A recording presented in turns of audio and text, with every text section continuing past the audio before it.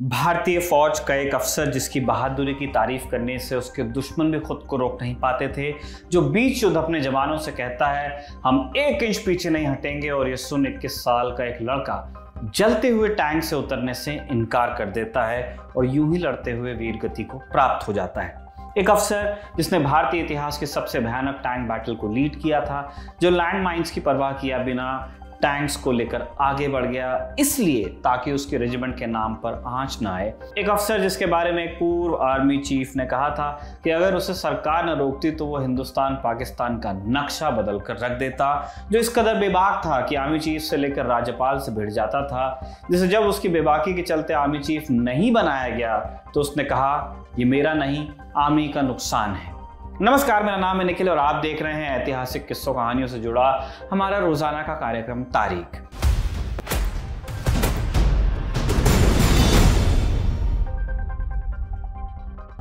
आज 10 अप्रैल है और आज पुण्यतिथि है 1971 वॉर के हीरो लेफ्टिनेंट जनरल हनूत सिंह की।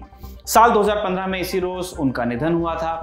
यूं तो नाम उनका हनूत सिंह जसोल था, लेकिन आर्मी के साथ ही हंटी कहकर उन्हें बुलाते थे। वहीं जूनियर और याद करने वाले संत सिपाही के नाम से जानते थे उन्हें। धार्मिक थे, लेकिन धर्म को छाती पर लेकर लौटने वाले नहीं, बल्कि अपने कर्तव्य को अपना धर्म मानने वाले ऑफिसर थे ये। ध्यान किया करते थे पूरे 4 घंटे, और इस दौरान कोई दखल इन्हें मंजूर नहीं था। यहाँ तक कि एक बार उनके कमांडिंग ऑफिसर का फोन आया तो हनूत ने कहलवा दिया अभी नहीं आ सकते, पूजा में हैं। पूजा हालांकि सिर्फ शांति काल तक सीमित थी। युद्ध काल में हनूत के लिए युद्ध ही एकमात्र पूजा थी। टैंक बैटल के उस्ताद थे वो, इस कदर कि टैंक्स की लड़ाई पर उनके लिखित दस्तावेज आज भी इंडियन मिलिट्री एकेडमी में पढ़ाए जाते हैं। टैंक बैटल को लेकर उनका ज्ञान इस कदर बारीक था कि एक बार अपने आर्मी चीफ से वो भिड़ गए थे इस बात पर। किस्सा यूं है कि एक बार आर्मी चीफ जनरल सुंदर जी आर्मर्ड कोर की तैयारियों का जायजा ले रहे थे। हनूत प्रेजेंटेशन दे रहे थे, आर्मर के ऑफिसर थे वो। उन्होंने कहा कि जंग की हालत में हमें एक दिन में 20 किलोमीटर तक आगे जाना चाहिए, हम जा सकते हैं। ये सुनकर जनरल सुंदर जी नाराज हो गए, बोले कि कम से कम एक दिन में 100 किलोमीटर एडवांस करना चाहिए आपको। ये सुनकर हनूत अपनी कुर्सी से उठ खड़े हुए, तमाम तकनीकियां गिनाने लगे। अंत में बोले सभी साजो सामान मिल जाए तो हम एक दिन में 100 क्या 120 किलोमीटर तक चले जाएंगे। भिड़ने का ये शगल सिर्फ आर्मी तक सीमित नहीं था, नेताओं के साथ उनके टकराव के किस्से बहुत मशहूर हैं। ऐसे ही एक किस्से का जिक्र पूर्व army chief general VK Singh ने अपनी किताब leadership in the Indian army biographies of 12 soldiers में किया है। मई 1982 की बात है। पदोन्नत होकर हनूत सिंह मेजर जनरल बने और उन्हें 17 माउंटेन डिवीजन को कमांड करने के लिए भेजा गया सिक्किम। उन दिनों सिक्किम के गवर्नर होते थे होमी तल्यार खान। इंदिरा से उनकी नज़दीकी खासी थी, लोग जानते भी थे कि यह कौन है। सिक्किम नया नया स्टेट बना था, इसलिए इंदिरा ने उन्हें विशेष तौर पर सिक्किम भेजा था।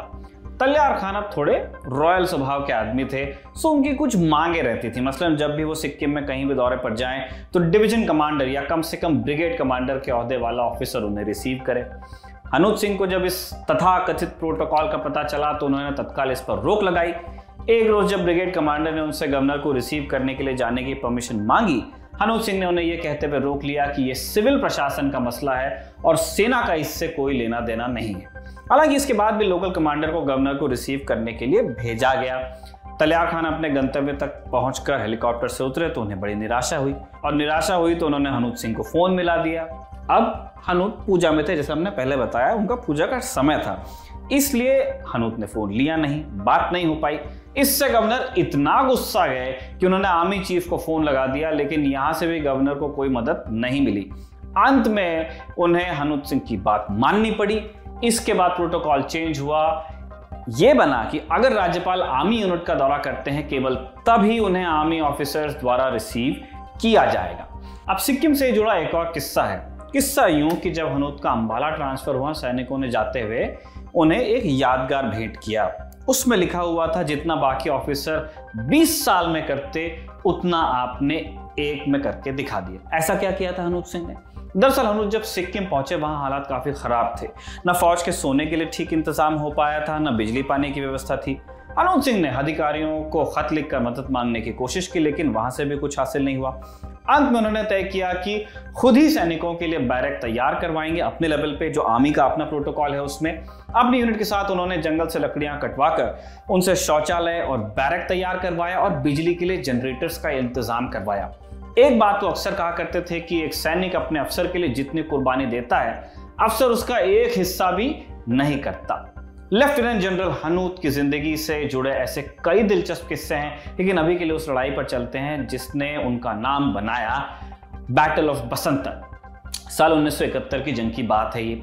पूर्वी मोर्चे पर खुद को पिछड़ता देख, यानी बांग्लादेश जो ईस्ट पाकिस्तान होता था एक वक्त, उसमें पिछड़ रहे थे।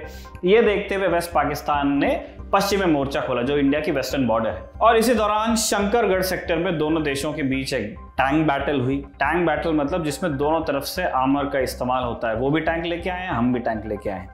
भारत की तरफ से 17 पूना हॉर्स को लेफ्टिनेंट कर्नल हनूत सिंह कमांड कर रहे थे। एक बड़ी दिक्कत ये थी कि पाकिस्तानी फौज ने इस इलाके में लैंड माइंस बिछाई हुई थी। माइंस को हटाने की जिम्मेदारी इंजीनियर कोर की थी, जो अभी आधी ही माइंस हटा पाई थी।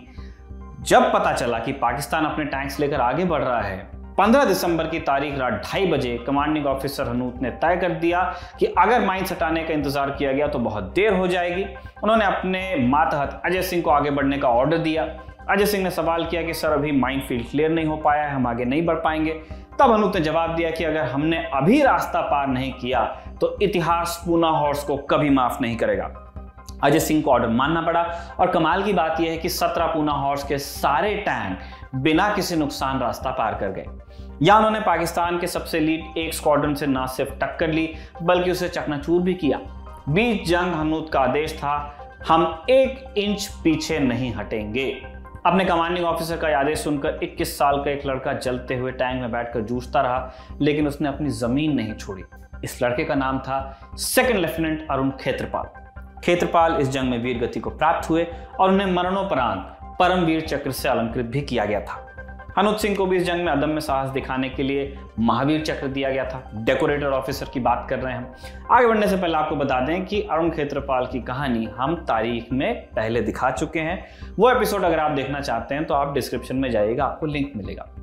आगे बढ़ते हैं, लेफ्टिनेंट जनरल हनूत की शख्सियत का एक और दिलचस्प पहलू जानते हैं। हनूत ने ताउम्र शादी नहीं की। मानते थे कि शादीशुदा आदमी फौज की जिम्मेदारियों को उतना बेहतर नहीं संभाल सकता जितना कि एक कुंवारा आदमी। इस फलसफे पर उनका इतना यकीन था कि अपने जूनियर्स और जवानों को भी शादी न करने की वो सलाह दे देते थे। अब उनकी कार्यशैली से जो लोग प्रभावित थे उनकी मान भी जाते थे। इस चक्कर में एक बार ऐसा हुआ कि कई सारे जवान घर पर शादी के लिए इनकार करने लगे। परिवार वालों ने हनूत के सीनियर से शिकायत कर दी, लेकिन उनकी सेहत पर इससे कोई फर्क नहीं पड़ा। आगे में सुनिए वो किस्सा जब हनूत भारत पाकिस्तान का नक्शा बदलने के लिए तैयार हो गए थे, जिसका जिक्र हमने पहले किया। बात है साल 1986 की। जनरल के सुंदर जी आर्मी चीफ थे और उन्होंने नौसेना, वायुसेना और आर्मी तीनों के संयुक्त युद्धाभ्यास की एक योजना बनाई। इसे नाम दिया गया ऑपरेशन ब्रास ट्रक्स। सवाल था कि इस ऑपरेशन को लीड कौन करेगा। कुछ देर पहले हमने सुंदर जी और हनूत के बीच बहस का किस्सा आपको बताया था। उस वाक़े के बाद कई लोगों को लगने लगा कि जनरल हनूत अब रिटायर हो जाएंगे, क्योंकि ये जनरली होता नहीं है कि एक जूनियर ऑफिसर एक सीनियर ऑफिसर के सामने इतना पैशनेटली अपनी बात रखे। लेकिन ऐसा हुआ नहीं, बल्कि जब ऑपरेशन ब्रास ट्रैक्स को लीड करने की बारी आई, जनरल सुंदर जी ने यह जिम्मा हनूत को ही सौंपा। 29 अप्रैल के रोज हनूत सिंह ने फौज को राजस्थान की सीमा पर खड़ा कर दिया, इंटरनेशनल बॉर्डर। आंकड़ों के मुताबिक इस युद्धाभ्यास में 1.5 लाख के लगभग सैनिक जमा हुए थे। ये देखकर पाकिस्तान में हड़कंप मच गया कि लड़ाई लग गई, खासकर इस बात से कि ट्रेनिंग को हनूत लीड कर रहे थे, जिनसे सब खौफ खाते थे। ट्रेनिंग लंबी चली तो मामला इंटरनेशनल हो गया। ट्रेनिंग हमने कह दिया, वैसे ही इसको एक्सरसाइज कहा जाता है आर्मी के जो पैरेलल्स है उसमें। द्वितीय विश्व युद्ध के बाद ये सबसे बड़ा युद्धाभ्यास था। यहां तक कि नेटो ने भी इतने बड़े पैमाने पर ऐसी ट्रेनिंग एक्सरसाइजेस नहीं करवाई थी। भारत की तरफ से इसे बार बार महज एक ट्रेनिंग एक्सरसाइज कहा गया, लेकिन कई जानकार मानते हैं कि ये युद्ध की तैयारी थी या एक प्रेशर टैक्टिक थी। अपनी किताब the use of force, military power and international politics में रॉबर्ट आर्ट लिखते हैं, भारत की स्ट्रेटेजी पाकिस्तान को उकसाने की थी ताकि उन्हें हमला करने का बहाना मिल सके। इस पूरे ऑपरेशन का उद्देश्य पाकिस्तान के परमाणु प्रोग्राम को नष्ट करना था। ऑपरेशन ब्रास ट्रैक्स 4 महीने तक चला, बहुत लंबी है एक एक्सरसाइज के लिए ये ड्यूरेशन। जिसके बाद क्रिकेट डिप्लोमेसी के जरिए मामला ठंडा हुआ। पाकिस्तान के राष्ट्रपति जियाउल हक क्रिकेट मैच देखने हिंदुस्तान आए और उन्होंने राजीव गांधी से मुलाकात भी की। माना जाता है कि इसके बाद राजीव ने ऑपरेशन ब्रास ट्रैक्स से हाथ पीछे खींचे। अनूप को जब इसकी जानकारी मिली तो वो काफ़ी मायूस हुए, क्योंकि उन्होंने बहुत तैयारी की थी।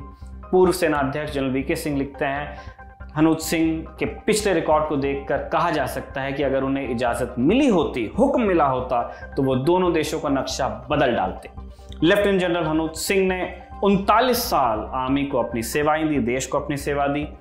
1991 में रिटायर हुए और आगे का जीवन उन्होंने आध्यात्म साधना में गुजारा। साल 2015 में 10 अप्रैल के रोज उनका निधन हुआ। YouTube पर लेफ्टिनेंट जनरल हनूत सिंह का एक वीडियो मौजूद है। इसमें सेकंड लेफ्टिनेंट अरुण खेत्रपाल की कहानी सुनाते हुए एक कविता से वो उसका अंत करते हैं, किस्से का। हमें लगता है कि उनकी कहानी का पटाक्षेप करने के लिए इससे बेहतर पंक्तियां नहीं हो सकती। रेगिस्तान की रेत लाल रंग में डूबी है, जमीन का एक टुकड़ा जो टूटा हुआ है, बंदूक जाम है और कर्नल मरा पड़ा है। रेजिमेंट धूल और धुएं से अंधी हुई जाती है, मौत की नदी लहलाने लगी है। इंग्लैंड अभी दूर है और शौर्य बस एक नाम, लेकिन एक आवाज़ बाकी है, एक स्कूली लड़के की जो अपनी फौज के हौसला अफजाई करते हुए चिल्ला रहा है, उठो उठो खेल पूरा करो। ये थी लेफ्टिनेंट जनरल हनूत सिंह की कहानी। दिल लंटॉप परिवार और ये पूरा देश उन्हें नमन करता है। इस कहानी को लिखा था हमारे साथी कमल ने और कैमरे पर रिकॉर्ड किया था हमारे दोस्त जतिन ने। देखते रहिए दिल लंटॉप। जय हिंद।